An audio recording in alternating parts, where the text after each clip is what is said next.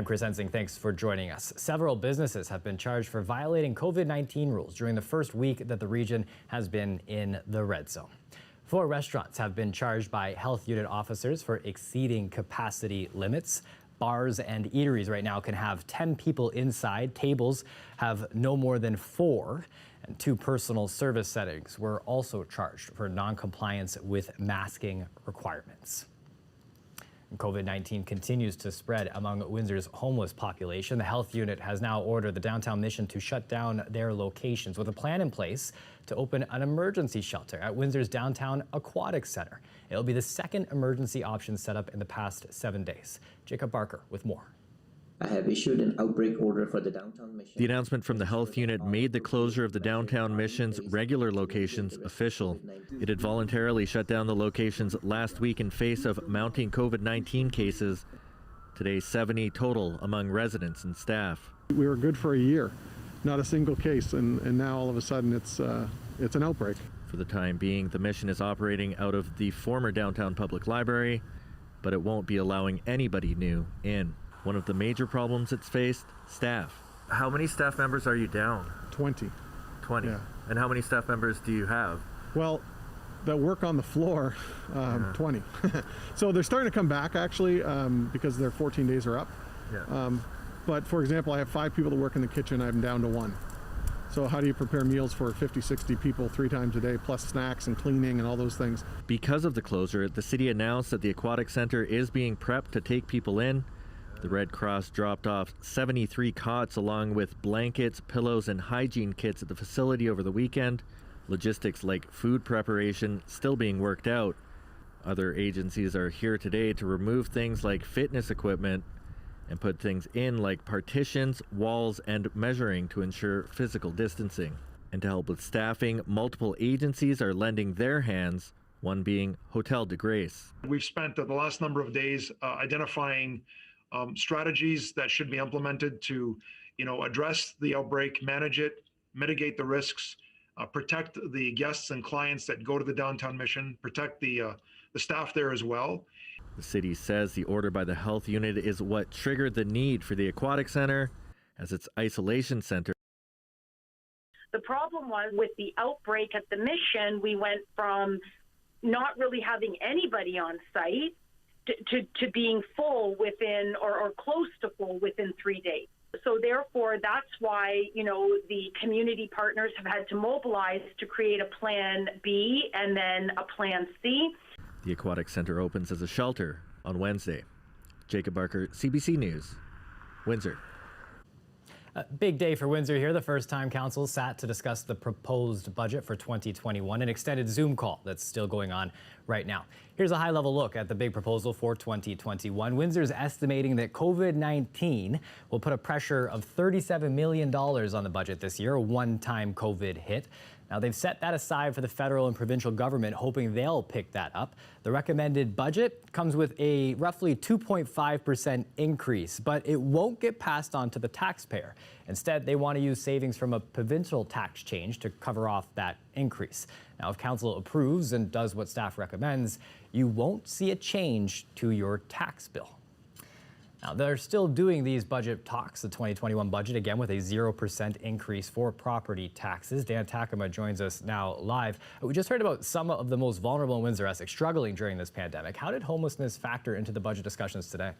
Well, Chris, housing and homelessness dominated much of council's conversation. One area that was hotly debated was funding for outreach workers. Now, these are the people who are out on the street, acting as that first point of contact for many people experiencing homelessness and helping them do things like connect with supports.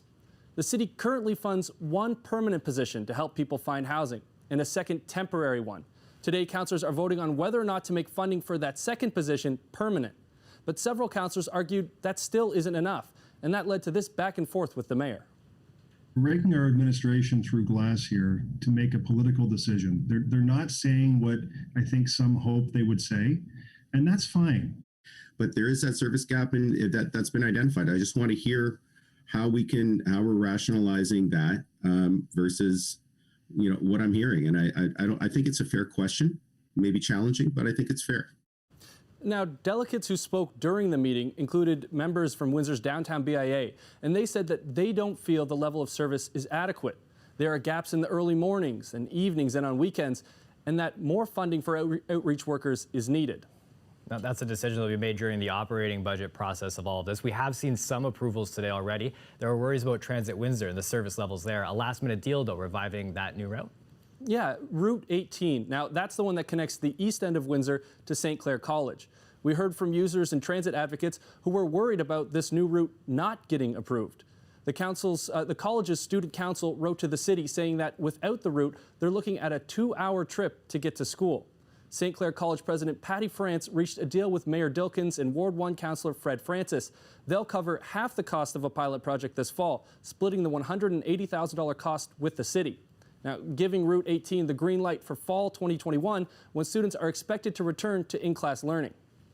Now, Dan, this meeting ongoing, but what about that big number there? $37 million bailout asked for from the provincial and federal government. What happens if Windsor doesn't get that money, though?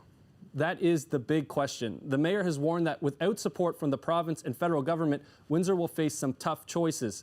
Today, his office issued this statement. To be able to cover $38 million in costs on our own, City Council will have some difficult decisions to make. Cuts would need to be considered through both the operating and capital budgets, and services would undoubtedly suffer. Now, what exactly the specifics of that suffering could look like remain to be seen. Chris. Thanks for this, Dan. CBC's Dan Takama live with us tonight.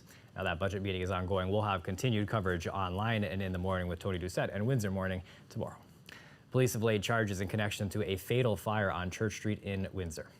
This here is the aftermath of fire gutting a house about 3 weeks ago. Now, today, police say that they have arrested a 50-year-old man in connection to the fire. A 59-year-old man died after being rescued. A 41-year-old woman also died 3 days later. The man is alleged to have set the fire, charged with arson, disregard for human life, 2 counts of criminal negligence causing death, and failing to comply with undertaking.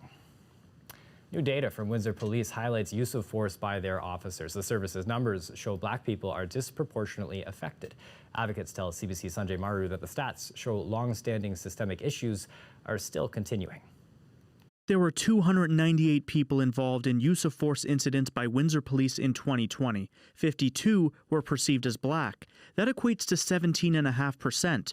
But Windsor's general population has representation of Black people pegged at just 5%. Use of force is considered any time an officer draws or fires their handgun, uses a weapon other than a firearm on someone, or is involved in a physical altercation with an individual that causes serious injuries requiring medical attention. Now, 2020 marks the first year that these race-based numbers have been released. That's because last year, the Ontario government mandated that all police forces in the province document and identify the race of an individual on whom they've used force. But one community member says Windsor's numbers are outrageous. For years and years and years, Windsor Police, not just Windsor Police, police in general, that was how they police things, by force. Hago says growing up, he's experienced police brutality and misidentification by officers firsthand, and seeing this disproportionality now, years later, doesn't come as a surprise to him. I think it's more so training. If the police force got the training and they understood what's going on, then these things wouldn't happen, or they happen less likely. Windsor Police say there is work being done to address this disproportionality by training its officers on racial equality. But one lecturer here at the University of Windsor says those efforts need to go beyond. I don't think you can, ultimately, you cannot teach people to see Black people as people, as human beings. And remember, this data is based on the race of the person that the officer perceives at the time of a use of force incident. Siblis says that ultimately leaves too much power in the hands of officers to define how certain behaviors and races should be classified. They are attributing meaning to what a Black person does, is doing, right? They're reading what their behavior in a particular way. Officers had little else to say about how it will address concerns of disproportionality during Windsor's police board meeting last week. They say its 2020 use of force numbers will be forwarded to the province, but when asked by the board if Windsor Police can be proactive by implementing new training measures on its own, Windsor Police pointed to its existing training measures on systemic racism and new training videos it's getting from Niagara Regional Police. Sanjay Maru, CBC News, Windsor. WeTrans is dealing with more hateful property damage. They've recently had hate message planted on their building walls the first time a week ago, and since then more graffiti with homophobic slurs, and this morning a window was smashed. I would say that we were very concerned by the rapid escalation from, writing homophobic slurs to now destruction of property. We see this as an act of violence. It's an act of hate against the queer and trans communities. And honestly, we're concerned as to how it's going to escalate. And because of this, they will be adding security cameras to the outside of their building. Soon they hope to have shatterproof glass installed as well. The damage is estimated to be between $5,500 and $7,000. New COVID-19 testing requirements kicked off today for those crossing by vehicle into Canada. Non-essential travelers will now be required to take a test, in addition to providing a negative COVID-19 test taken within 72 hours of crossing the border. Testing will be provided on site at 5 high-volume border crossings, or travelers will be given self-swab kits. Windsor is expected to have 2 sites starting March 4th. They'll also be given a second test to complete later in their quarantine. Meanwhile, the border between the two countries will remain closed to non-essential travel until at least March 21st. There are also significant changes for international travelers who are arriving by air in Canada today. The stressful part is that you're being mandated to get a hotel, and that is very stressful on the pocket. And the price tag is really too high. Yeah, I have one, yes. And I like it's good to serve the community, to protect the community.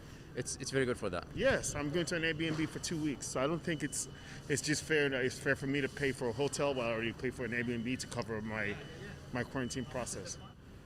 Most air passengers will now have to check into a so-called quarantine hotel for at least 3 nights while they wait their results. Travelers must book their hotel stay before arriving in Canada, and those who test negative can check out immediately and finish their 14-day isolation at home. The goal is to stop the importation and spread of virus variants. The federal government has posted an online list of approved hotels. Several people have complained to CBC News that they've had difficulty booking a room by phone. Well, a woman from Detroit has had her 2004 Honda stuck in Toronto for months. She's been unable to cross the border to get it. And meanwhile, the vehicle has been racking up charges more than it's worth. Greg Ross has that story. We decided to fly out of Pearson. When Kim Richardson flew to Europe last March, she first drove from Detroit to Toronto, parking her car, a 2004 Honda Element, at this Park to Sky airport parking lot on Dixon Road. Paid for up and I think through the 24th. That's when our flight was supposed to come back in. But just days after leaving, plans changed thanks to the pandemic. Our flight changed from flying into Toronto into Detroit because the Canadian-US border was closed. Richardson says she called the parking lot several times and sent emails in the weeks after getting home, but says she was unable to get a response. Her car sat in the Park to Sky lot for 10 months before she says she finally got in touch with the owner. He told her that if she wanted her car back, she would have to pay $2,800 in storage fees. Like I told him, this is beyond my control, and they weren't willing to work with me at all. They were trying to tell me that the $2,800 that they're trying to charge me is cutting me a deal.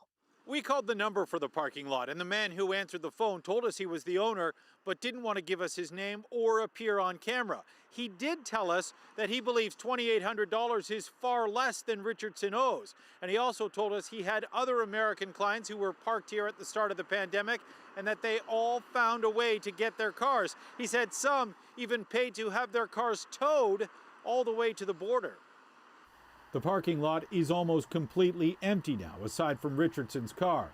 The owner says he's no longer in business. He doesn't seem willing to negotiate his price, and Richardson says $2,800 is more than the car is worth. I mean, it's not a Mercedes, you know, it's an 04 Honda. It's not. Richardson wants the lot owner to waive any extra fees so she can have her car towed to the border, which she says will be costly in itself. Greg Ross, CBC News, Toronto. A former church in Chatham is now a place for local Muslims to gather, pray, and learn. Now, the Chatham Islamic Center has been looking for a permanent place for years. Building a center is not just a building, okay? It is the whole concept, okay? Because the whole Muslim culture or Muslim society is based on how you should know your neighbor. You should know who is coming for prayer, okay? It's not just like you come pray and then go home. You want them to sit down. It's difficult in COVID situation, but you want them to sit down in the mosque and have a chat and understand who's going, who's coming. Now, the group took over what was formerly the St. James Presbyterian Church. Its president says this is an important step, allowing the Muslim community to better pass on its teachings. He says it was challenging to constantly rent out small spaces, and the group hopes that the building will attract more Muslims to the municipality. They can definitely come in and they can use this community, Chatham Kent, as their place to settle down and move forward. This will add to the economic development of the community as well, right? You know, the Chatham Kent as a whole.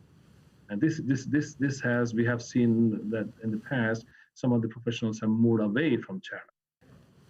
He says the community is expanding. It's grown from dozens to hundreds over the last several years. Khan says the community is excited and thankful for the community's support. And when the center can't hold an open house because of the pandemic, they're looking forward to future activities. Hundreds of people are buzzing online about a new parody rap poking fun of our very own Windsor. It's the latest target of a series of cities Toronto entertainer Mucho TV has written about. Welcome to Windsor. When you're in there, you're reminded. Hi, my name is Mucho. I go by Mucho TV on all socials. So I have a series where I go around and I just poke fun at a bunch of cities I grew up in. That's what it started out as. Started in the GTA. I made one about Mississauga and Brampton, and then it's branched out since, and I just take requests, and yeah, Windsor came up, you know, like I had a lot of requests for it, so I had to do it. One of my best friends that I went to University of Guelph with, he transferred from University of Windsor, and he couldn't stop shutting up about how great that place was and how much better it was. I'm like, all right. So he helped me on some of the info for the song. Depending on how big the city is and how proud people are of the city, you know, it's on one hand, they're not used to being talked about. And on the other, if you do it right, even if you're poking fun at them, they'll love it and they'll always share it and stuff. So, you know, I expect it, but it's always a nice surprise. And usually internet things die pretty fast, but you know, the response has been amazing. So thank you to Windsor for messing with it. I can bet you pray for when Detroit can beat the virus. I'm out of here, bud. Always fun to have a little fun at your own expense there. This is another live look outside. You can see no snowflakes, a little warmer. It's kind of the opposite of what we were dealing with last week. Colette Kennedy is going to give us a look at the forecast next.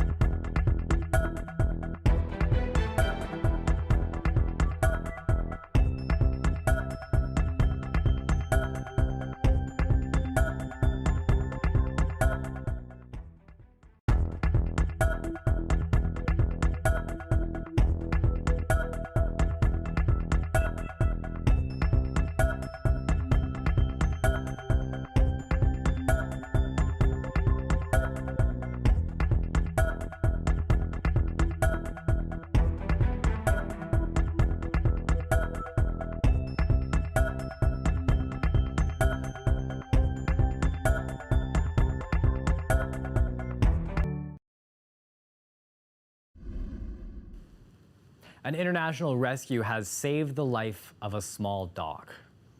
This little pup here survived frigid temperatures, a run-in with a coyote, and 4 days stranded on the ice along the Detroit River. LaSalle Fire Service, along with BASF corporations and other local groups along the river, helped save the dog known as Alfonso. But it was ultimately a worker from a local Windsor business who rescued the dog. The Detroit Free Press reporting that it was Jude Mead and J&J Marine who got Alfonso off Detroit River Island. Now, he's recuperating at Woodhaven Animal Hospital in Michigan. The 1-year-old is doing well as he recovers from frostbite to his paw pads, dehydration, and pancreatitis. We bring in Colette Kennedy now.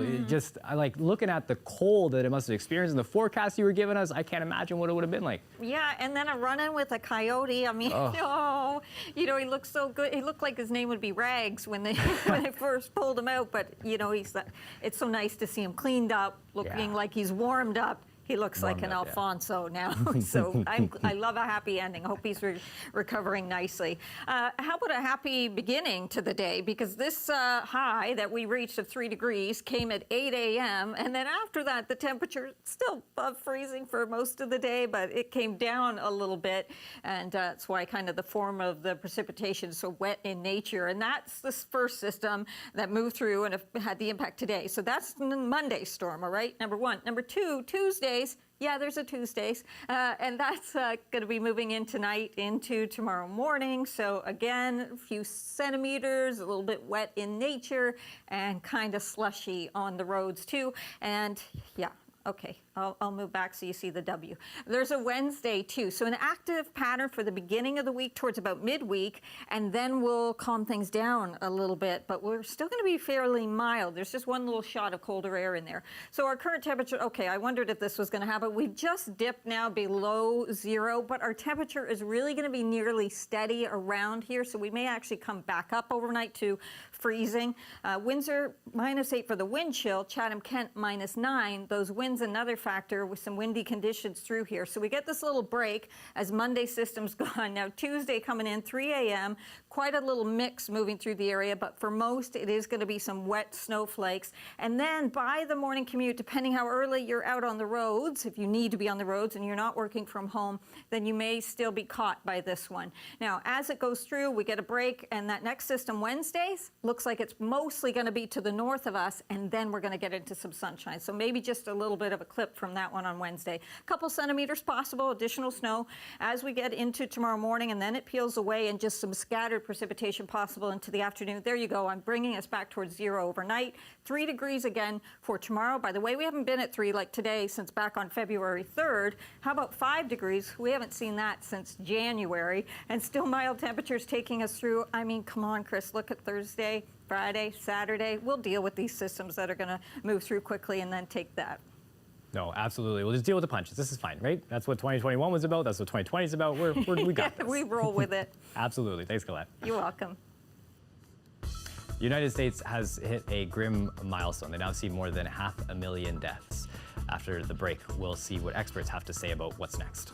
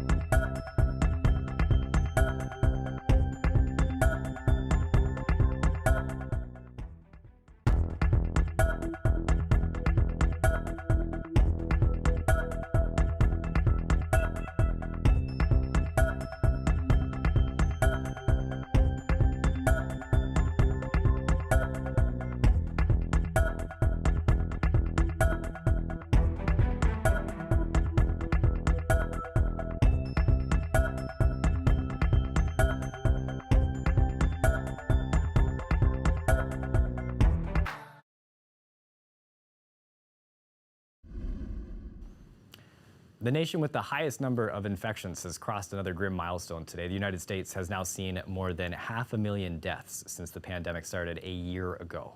Chair asks all members in the chamber, as well as members and staff throughout the Capitol, to rise for a moment of silence in remembrance of more than 500,000 Americans who've passed away from the COVID-19 virus. Well, daily cases have been trending downward. COVID-19 variants remain a big concern. Experts warn that 100,000 more deaths are likely in the next few months. But even as a nation marks today's tragic toll, the White House is making a big push to inoculate all Americans by the end of July. It's more than 18 million people who have now received their second shot of a COVID-19 vaccine in the United States. Do you want to build a giant snowman? Well, it looks like someone is a fan of Elsa. In Gander, Newfoundland, a little girl and her family built an enormous snowman in their front yard. A contest in the town for the best snowman. This 4-year-old encouraged her family to really take up the challenge there. And from the looks of it, certainly taking top prize for the biggest snowman in Newfoundland and Labrador. I remember doing stories out there from on top of snow piles higher than houses. It is as real as it looks. That's it for us. CBC.ca/Windsor is where you can find more stories and updates on the Windsor Budget 2021. Thanks for watching. Have a good night.